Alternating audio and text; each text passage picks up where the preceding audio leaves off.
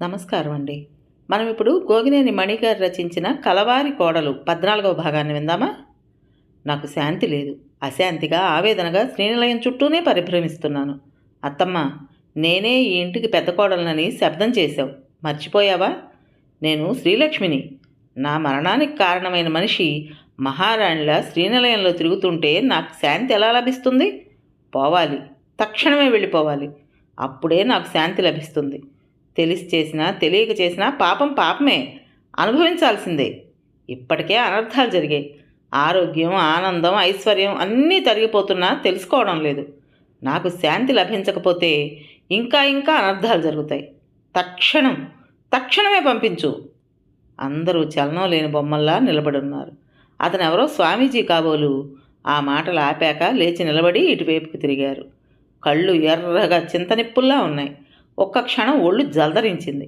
కళ్ళు మూసుకుని ఒక్క నిమిషం ఏదో ధ్యానం చేస్తున్నట్లుగా నిలబడి అతను కళ్ళు తెరిచి ఎవరివైపు చూడకుండా ధ్యానముద్రలో ఉన్నట్టుగానే వెళ్ళిపోతుంటే ఆ ఇద్దరు శిష్యులు వెంబడించారు. ఇదంతా ఏమిటో నాకు అంతుపట్టలేదు. షాక్తో బిగుసుకుపోయినట్లుగా నిలబడిపోయిన నా దగ్గరకు వచ్చి మెల్లని స్వరంతో సంగతి ఏమిటో క్లుప్తంగా వివరించింది నీరజ. ఇప్పుడొచ్చింది జోగీంద్ర స్వామీజీ, పెదనాన్న గురువుగారు. ఆయన ఎక్కడో హిమాలయాల చుట్టుపక్కల ఇంకా ఏ ఏ ఊళ్ళల్లోనో సంచరిస్తూ ఉంటారు. ఆయనకు దేశమంతా శిష్యులున్నారు. ఏ శిష్యుడికైనా కష్టం వస్తే ఆయన దృష్టికి తెలిసిపోతుంది. కర్మానుసారం అనుభవించక తప్పని పరిస్థితి అయితే ఆయన మౌనంగా ఉండిపోతారు. నివారించగలమని తెలిసినప్పుడు పిలిచినట్లే వచ్చి ఆ సమస్యల్ని అధిగమించడానికి తగిన సలహాలిచ్చి అంతర్ధానమైనట్లుగా వెళ్ళిపోతారు. చెన్నూరు దగ్గరలో స్వామీజీకి ఆశ్రమం కూడా ఉంది. అప్పుడప్పుడు వచ్చి అక్కడ కొద్ది రోజులు ఉంటుంటారు. ఆయనకి ఈ మధ్య శ్రీనిలయం చుట్టూ అశాంతితో తిరుగుతున్న శ్రీలక్ష్మి ఆత్మ కనిపించిందట. ఏదో చెప్పాలని తపిస్తున్న విషయాన్ని గ్రహించి ఇక్కడికి వచ్చారట. ఏదో పూజ చేశారు. ఈ మధ్యలో జరిగిన చాలా విషయాల్ని కంటితో చూసినట్లుగా చెప్పారు. నువ్వు వచ్చే ముందు శ్రీలక్ష్మి ఆత్మను తన పైకి ఆవాహన చేసుకుంటానని ధ్యానంలో కూర్చున్నారు. నీరజ కళ్ళ నుండి కన్నీళ్లు ధారాపాతంగా కారిపోతున్నాయి. దిమ్మెరపోయినట్లుగా నిలబడిపోయిన నాలోకి కొంచెం చలనం వచ్చింది. నీరజ మాటలు మొద్దుబారిపోయినట్లుగా అయిపోయిన మనసులోకి మెల్లగా ప్రవేశించాయి. పరిస్థితి ఏమిటో అర్థమైంది. ఒక్క క్షణం అందరి వైపు చూశాను. అందరి వదనాల్లోనూ ఏమవుతుందోననే భయం స్పష్టంగా కనిపించింది. సోఫాలో కూర్చున్న రజిత ఒక కాలు పైన పెట్టుకుని తలానించి వెక్కుతూ మధ్య మధ్యలో నా వైపు అదో రకంగా చూస్తోంది. ఆత్మలనేవి నిజంగా ఉన్నాయా? ఇదంతా నిజమేనా? మనసులోకి వచ్చిన ఈ ప్రశ్నల్ని నెట్టేశాను. అందరిలోనూ కనిపిస్తోన్న భయాందోళనలు వెంటనే ఒక నిర్ణయానికి వచ్చేటట్లుగా చేశాయి. తక్షణమే బయటకు పంపించమనే మాట కొరడా దెబ్బలా తగులుతుంటే అవమానంతో మనసు భగ్గుమంది. పైకి మా గదికి వెళ్ళి 4 నిమిషాల్లోనే 4 జతల బట్టలు పెట్టుకుని చిన్న సూట్ కేసుతో తిరిగి హాల్లోకి వచ్చాను.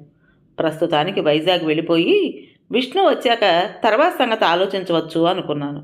నేను బయటకు అడుగులు వేయగానే ముత్యాలు, నీరజ అదేమిటంటూ పరుగునొచ్చారు. నా నిర్ణయం చెప్పాను. నీరజ ఏదో అనబోతుంటే ఏం మాట్లాడొద్దని గట్టిగానే అన్నాను. అంతలోనే ఇంకొక ఆలోచన వచ్చింది.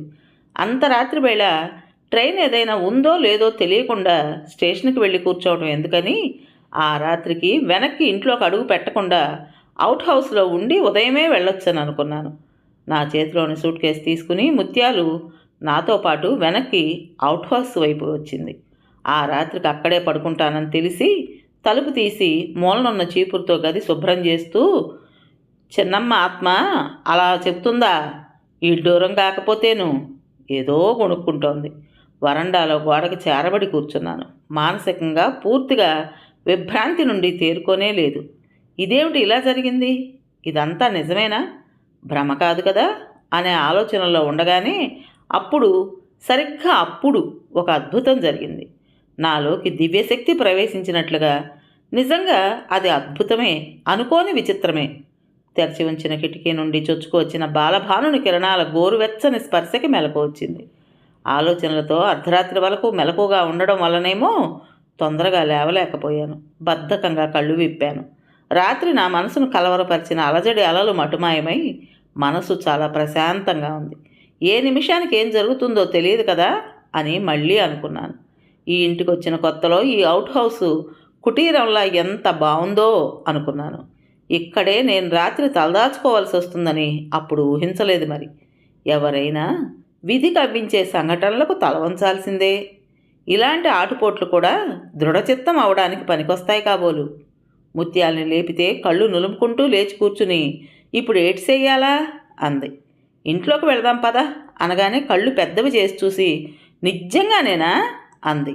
అవుననగానే నవ్వు మొహంతో పదండి అయితే అంది. ఆ సామి ఏదో చెబితే మీరెందుకినాలా? చిన్నమ్మ సల్లని తల్లి మిమ్మల్ని పంపించమని చెబుతుందా?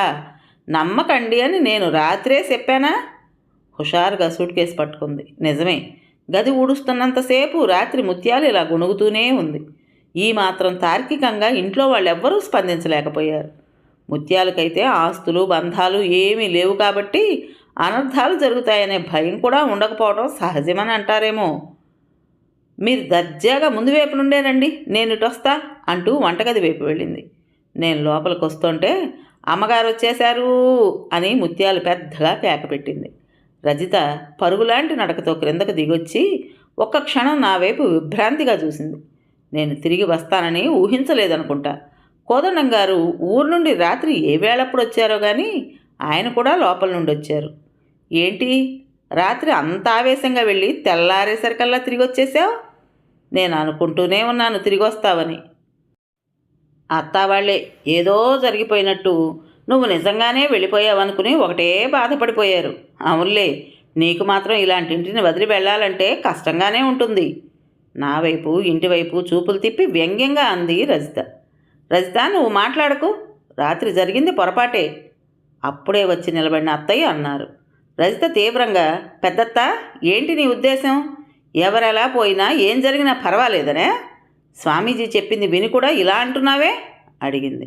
అత్తయ్య స్థిరంగా నిదానంగా, ఏదో జరుగుతుందనంటే బయట వాళ్ళనైతే పంపిస్తాం కానీ ఇంట్లో వాళ్ళని ఎక్కడికి వెళ్తాం? అది పరిష్కారం కాదు అన్నారు. అత్తయ్య వైపు సంభ్రమంగా చూశాను. రజిత కోదండం గారి వైపు చూస్తూ చాలా విసురుగా అంది. ఏ అరిష్టం జరిగినా పర్వాలేదట. పెద్దత్తకిప్పుడు సుజన నెత్తి మీద దేవత అయిపోయింది. రజిత, ఎందుకు అలా తొందరపడతావు? పెద్దవాళ్ల విషయాల్లో కల్పించుకోవద్దమ్మా, కోదండం గారు మెత్తగా మందలించారు. నేను ఎవరిని పట్టించుకోకుండా దూరంగా నిలబడి ఆశ్చర్యంగా చూస్తున్న శాంతమ్మతో, నాకు బాగా ఆకలిగా ఉంది, నేను స్నానం చేసి వచ్చేలోగా కొంచెం తొందరగా టిఫిన్ రెడీ చేసి పెడతారా అన్నాను. శాంతమ్మ ఆనందంగా తల ఊపి వెళ్ళిపోయింది. నేను గదిలోకి వచ్చేశాను. సూట్ కేసును నెత్తి మీద పెట్టుకుని ముత్యాలు నా వెనకాలే గెంతుకుంటూ వచ్చింది. స్నానం చేస్తుంటే చాలా హాయిగా అనిపించింది. ఆ సమయంలో ఒకసారి నా చిన్నప్పుడు నాన్నమ్మ చెప్పిన మాటలు గుర్తుకొచ్చాయి. రోడ్డు మీద జాతకాలు చెప్తానంటూ కేకలు పెడుతూ వెళ్తున్న కోయిదొర లాంటి మనిషిని చూసి పక్కింటి ఆవిడ పిలుద్దామని అంటే నాన్నమ్మ వద్దంది. పిలుద్దామని నేను సరదా పడ్డాను. అప్పుడు నాన్నమ్మ నచ్చజెప్పింది. కొందరు మన విషయాలు ఎలాగో తెలుసుకుని అవన్నీ తామే చెప్పగలుగుతున్నట్లుగా మనకు చెబుతారు. అన్నీ జరిగినవి ఏం తేడా లేకుండా ఎంత బాగా చెప్పగలిగాడో అని మనకు అతని మీద గురి కుదురుతుంది. తర్వాత ఏవో 4 మంచి మాటలు చెప్పి ఇక మనకు సంక్రమించాల్సిన సిరి సంపదలకు ఏదో శక్తి అడ్డం వస్తుందనో ఇంకేదో అనో చెప్పి నివారణకు పూజలు అంటాడు. మన నమ్మకాన్ని డబ్బు చేసుకుంటాడు. మనం చేయకపోతే ఆ తర్వాత కాకతాళీయంగా ఏం జరిగినా ఆ కోయిదొర చెప్పనే చెప్పాడు, మనమే వినలేదు అని లేనిపోని భయాలతో సతమతం అవుతాం. అందుకని కొందరేమో ఎందుకు వచ్చిందనుకుంటూ అతను చెప్పిన పూజలకి అతనికి ఇవ్వాల్సిన దక్షిణలకి వెరవకుండా సిద్ధపడిపోతారు. మనసులో గట్టి నమ్మకం లేకపోయినా సరే ముందే మనం వాళ్ళని పిలవకుండా ఉంటే ఏ వెడదా ఉండదు. నాన్నమ్మ మాటల్లో ఎంత నిజముంది. సరదాకని పిలిచి సంకటం తెచ్చుకున్నట్లు అవుతుంది. రాత్రి అందరి మొహాల్లోనూ భయాన్ని చూసే తర్వాత ఏం జరిగినా స్వామీజీ మాటలు వినకపోయామే అనే ఆందోళనకు నేను కారణం అవటం ఇష్టం లేకనే బయటకు వచ్చేశాను. ఆవేశంగా వెళ్ళిపోయి శ్రీనిలయాన్ని వదులుకోలేక ఆలోచించుకుని మళ్ళీ వచ్చేశానని రజిత ఆరోపిస్తోంది. నవ్వు వచ్చింది. దైవఘటనలా శ్రీలక్ష్మి నన్ను ఒక అవమానకర పరిస్థితి నుండి తప్పించింది కాబట్టి బ్రతికిపోయాను. నేను డైనింగ్ హాల్ దగ్గరకు రాగానే శాంతమ్మ క్షణం కూడా ఆలస్యం చేయకుండా వేడివేడి పూరీలు కూర తీసుకొచ్చి పెట్టింది. అంతా అక్కడే ఉన్నారు. కోదండం గారు ఏదో చెబుతున్నారు. నాకు ఒళ్ళంతా వేడిగా ఉంటే జ్వరం వచ్చిందనిపించి అక్కడ ఇబ్బంది పడటం ఎందుకని ఒక్కడిని వచ్చేశాను. మనసులో ఏదో కలవరంగా ఉంటే ఏదో అనుకున్నాను. ఇప్పుడు తెలుస్తోంది ఇక్కడ జరుగుతున్న గొడవలే నాకు అలా అనిపించిందేమోనని. స్వామీజీ మాటల్ని బావ శిరోధార్యంగా భావిస్తాడు కానీ నాకు మాత్రం మొదటి నుండి నమ్మకం లేదు. కానీ కోదండం గారు మాట్లాడుతుంటే మధ్యలో నేను కల్పించుకున్నాను. ఏకదీక్షగా టిఫిన్ తింటున్న దాన్ని తలెత్తి ఆయన వైపు చూస్తూ, బాబాయ్ గారు, మీరు రాత్రి ఉండుంటే నాకు చాలా ధైర్యంగా ఉండేది. స్వామీజీ మాటల్ని నమ్మని అవసరం లేదని ఒక్కళ్ళు కూడా అనలేదు, ఫిర్యాదు చేస్తున్నట్లుగా అన్నాను. ఆయనకేం సమాధానం చెప్పాలో వెంటనే తోచినట్లు లేదు. ఒక్క నిమిషం నన్నే పరిశీలనగా చూశారు. తర్వాత గట్టిగా నిట్టూర్చారు. బావతో నేను చాలాసార్లు ఈ స్వామీజీలు ఈ చేదస్తం ఏమిటని వాదించాను. జరిగిన విషయాలన్నీ తూచా తప్పకుండా చెప్పగలిగే మహానుభావుడికి జరగబోయే విషయాలు తెలుస్తాయి. నా సమస్యలను తెలుసుకుని ప్రత్యక్షమైనట్లుగా వచ్చి తన సలహాలతో స్వామీజీ ఒడ్డున పడేశారంటూ బావ చాలాసార్లు గొప్పగా చెప్పాడు. కానీ నాకే నమ్మకం కుదిరింది కాదు అని అత్తయ్య వైపు తిరిగారు. నిన్న జరిగిన విషయం మాత్రం చాలా విడ్డూరంగా ఉంది మీనాక్షి. ఇన్నాళ్ళు నేనే ఆయన విషయంలో తప్పు అభిప్రాయంతో ఉన్నానేమో అని అనిపిస్తోంది. ఎక్కడో ఉన్న స్వామీజీకి శ్రీనిలయం చుట్టూ కారుమేఘంలా కమ్ముకుంటున్న విపత్తు కనిపించడమేమిటి? ఇక్కడే తిరుగాడుతున్న నా చిట్టి తల్లి శ్రీలక్ష్మి ఆత్మ అశాంతితో అలమటిస్తున్న విషయం తెలియడమేమిటి? చాలా విచిత్రంగా ఉంది. డబ్బు కోసం ఏదో మాయమాటలు చెబుతారంటానికి లేదు. ఆయన ఎప్పుడు కానుకగా కూడా పైసా తీసుకోలేదు. ఈ మధ్యకాలంలో ఇక్కడ జరిగిన సంగతులన్నీ కూడా కంటితో చూసినట్లు చెప్పారని రజిత అంటోంది. ఏమిటో నాకు చాలా ఆందోళనగా ఉంది. నిజంగానే ఉపద్రవం ఏదైనా ముంచుకొస్తుందా? స్వామీజీ ఇట్టే వచ్చి అట్టే వెళ్ళిపోయారు. మధ్యలో మనల్ని నట్టేట్లో ముంచినట్లుగా భయపెట్టి వెళ్ళిపోయారే కానీ ఆత్మశాంతికి పూజలు గట్రా ఏదో ఉంటాయిగా, అవైనా చెప్పలేదు. చిన్నత్తయ్య నిట్టూరుస్తూ అన్నారు. మనసులో కొంచెం భయంగానే ఉంది కాబోలు, మాటల్లో వెల్లడైంది. చెప్పిన విషయాన్ని వదిలేసి ఇంకా ఏదో చెప్పలేదంటారే? రజిత చిరాకు పడింది. అలా కాదు, కష్టమో నష్టమో కుటుంబం ఎదుర్కోవాల్సిందే. అత్తయ్య ఎవరి వైపు చూడకుండా చాలా నిదానంగా నెమ్మదిగా అన్నారు. అత్తయ్య వైపు నేను చాలా ఇష్టంగా గౌరవంగా చూశాను. చూసావా నాన్న, నేను చెప్పలేదు? ఇప్పుడు పెద్దత్తకి కుటుంబం ఏమైనా పర్వాలేదు, సుజనే ముఖ్యం. స్వామీజీ మాటలు విన్నాక కూడా. రజిత మాట్లాడుతుంటే కోదండం గారు, ఎందుకు అలా తొందరపడతావు? పెద్దవాళ్ల మాటల్లో నువ్వెందుకు తలదోర్చటం అంటూ కసురుకున్నారు. అత్తయ్యతో, మీనాక్షి, పెద్దదానివి, కుటుంబం మంచి చెడ్ల గురించి ఆలోచించాల్సిన బాధ్యత నీదే. నాకు స్వామీజీ మాటల గురించి నిజం చెప్పాలంటే ఆందోళనగానే ఉంది. భూత భవిష్యత్ వర్తమానాలను చెప్పగలిగిన వ్యక్తి నిజంగా తపస్సంపన్నుడే అయి ఉంటాడు అన్నారు. నిజమే బాబాయ్ గారు, ఆయన సంపన్నుడే, కానీ తపస్సు విషయంలో మాత్రం కాదు. ఆయన మాటల గురించి ఆందోళన పడాల్సిన పనేం లేదు. మీరు నిశ్చింతగా ఉండండి. స్వామీజీ మాటల్లో నిజం ఆవగింజంతైనా లేదు. చిరునవ్వుతో నేను చెప్పిన మాటలకి ఆయన మనసులో భగ్గుమన్నట్లుగా ఉందనే సంగతి ఆయన మొహం చెప్పకనే చెప్పేస్తోంది. నిగ్రహించుకోవడానికి ప్రయత్నం చేశారు. నువ్వు మా రజితలా చిన్నపిల్లవే, పిల్లకాకి ఏం తెలుస్తుంది, ఉండేలు దెబ్బ అన్నారు. చాలా నిదానంగా అన్నారు ఆయన. నువ్వు రజిత లాంటి దానివే అని చెప్పడంలో ఉద్దేశం నన్ను పెద్దవాళ్ల మాటల్లో కల్పించుకోవద్దని హెచ్చరించడమే అయి ఉంటుంది. కొన్నాళ్లుగా రజిత మాట ప్రవర్తనలో మార్పు వచ్చిందని అనుకున్నాను, కానీ అది నిజం కాదని, తెచ్చిపెట్టుకున్న అలంకారమేనని తెలిసిపోయింది. పెద్ద గొంతుతో విరుచుకుపడింది. స్వామీజీ చెప్పింది నీ గురించి కాబట్టి నువ్వు నిజం కాదనే అంటావు, కానీ ఎందుకు ఒప్పుకుంటావు? ఎవరెలా పోతే నీకే. అసలు ఎవరో చెప్పడం ఎందుకు? మా అక్క చావుకు కారణం నువ్వు కాదు. రజిత మాటలకు నేను తీవ్ర స్వరంతోనే అభ్యంతరం చెప్పాను. రజిత, ఆ మాట ఇంకెప్పుడూ అనకు. శ్రీలక్ష్మి ఆత్మ ఇక్కడ తిరుగుతున్న మాట నిజమే, కానీ స్వామీజీ ద్వారా చెప్పిన మాటలు మాత్రం పూర్తిగా అసత్యాలే. ఈ విషయం నీకెలా తెలుసు? కలగన్నావా? వ్యంగ్యంగా అంది. కలగనలేదు, రాత్రి శ్రీలక్ష్మి ఆత్మ నాకు కనిపించి చెప్పింది అన్నాను. రజిత తల పైకెత్తి పెద్దగా నవ్వింది. ఏమిటి, మా అక్క కనిపించి చెప్పిందా? ఈ ఇంట్లో తన కోసం ప్రాణం పెట్టేవాళ్ళు ఇంతమంది ఉంటే వాళ్ళెవ్వరికీ కాకుండా నీకు కనిపించిందా? మేము నీకంత పిచ్చివాళ్ళలా కనిపిస్తున్నావా? అవును, నాకే కనిపించింది. కారణం కూడా చెప్పింది.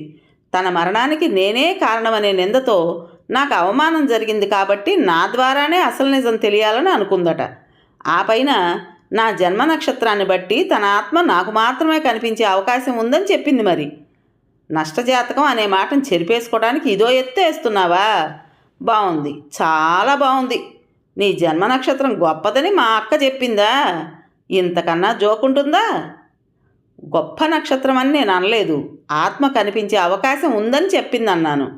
ఏదైతేనే అర్థం ఒకటేగా అని రజిత అంటుండగానే కొంచెం అటు పక్కగా కూర్చున్న నీరజ లేచి నా పక్కన కూర్చుని మెల్లగా, వదినా నిజమేనా? శ్రీలక్ష్మి ఆత్మ కనిపించిందా అని అడిగింది. ఏమిటి నీరజ నువ్వును, ఆత్మలు గీత్మలు ఏమి లేవు, అంతా బూటకమే.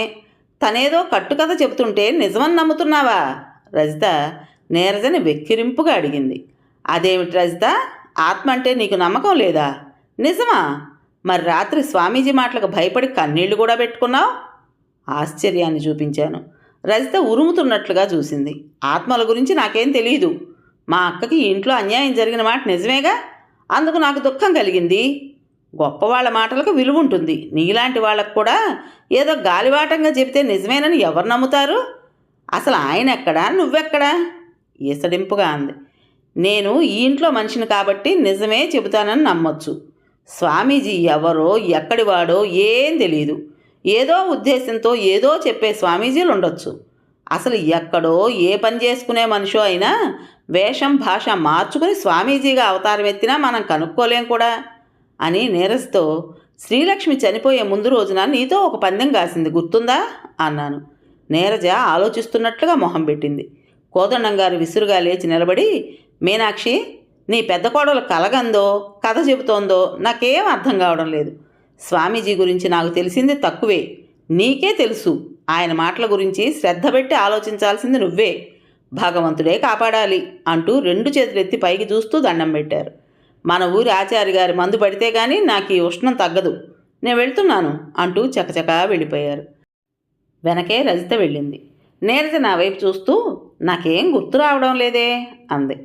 మరునాడు సూర్యోదయం ఉండదని, ప్రపంచమంతా నిశ్శబ్దమైపోతుందని, ఏ అలికిడి ఆఖరకు పక్షి కోత శబ్దమైనా వినపడక నిశ్శబ్దమైపోతుందని శ్రీలక్ష్మి అంటే, రేపే కలియుగాంతం వస్తుందంటావా అని నువ్వు నవ్వావట కదా.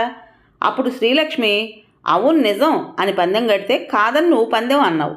తను ఓడిపోతే తన ముత్యాల హారం నీకు ఇస్తానని అందట కదా. నీరజ ఉద్వేగంతో చిన్నగా కేక పెట్టేసింది. అవును వదినా, ఆ రోజు ఇద్దరం అనుకున్నాం. ఈ మాట నేను ఎవరితోనూ అనలేదు. నీకెలా తెలిసింది? చెప్పానుగా, శ్రీలక్ష్మి ఆత్మ చెప్పింది అంటూ చిరునవ్వు నవ్వాను.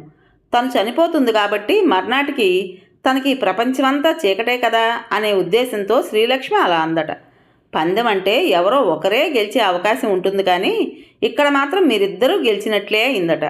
తను చనిపోయింది కాబట్టి ప్రపంచం చీకటవటము, నీకు యథాప్రకారమే ఉంది కాబట్టి నువ్వు గెలిచినట్లే అయిందని చెప్పి తన ముత్యాల హారాన్ని నిన్ను తీసుకోమంది. నిజమా? ఆశ్చర్యంగా ఉంది. నీరజ చెంపల మీదుగా కన్నీళ్లు కారిపోయాయి.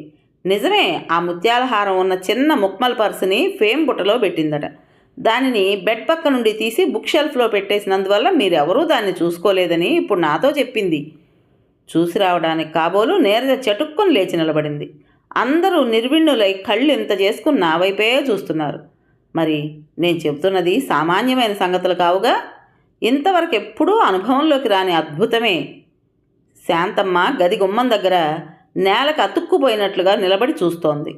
అత్తయ్య చిన్నత్తయ్యల పరిస్థితి అలాగే ఉంది. రెప్ప వేయడం కూడా మర్చిపోయినంత విభ్రాంతిలో ఉన్నారు.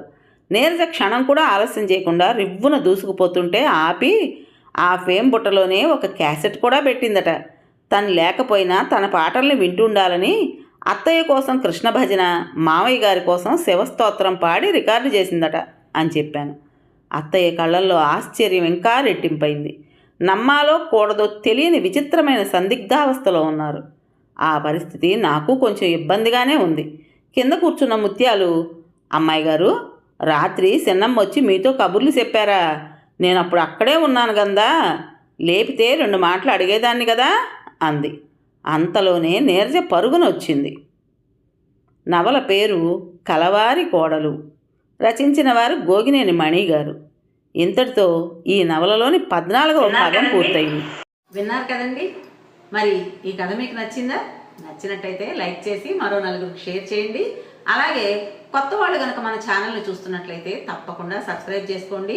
మరి ఇంత మంచి కథను మనకు అందించిన రచయిత్రి గారికి మనందరి తరపున మనస్ఫూర్తిగా ధన్యవాదాలు తెలియజేసుకుంటూ ఉంటానండి.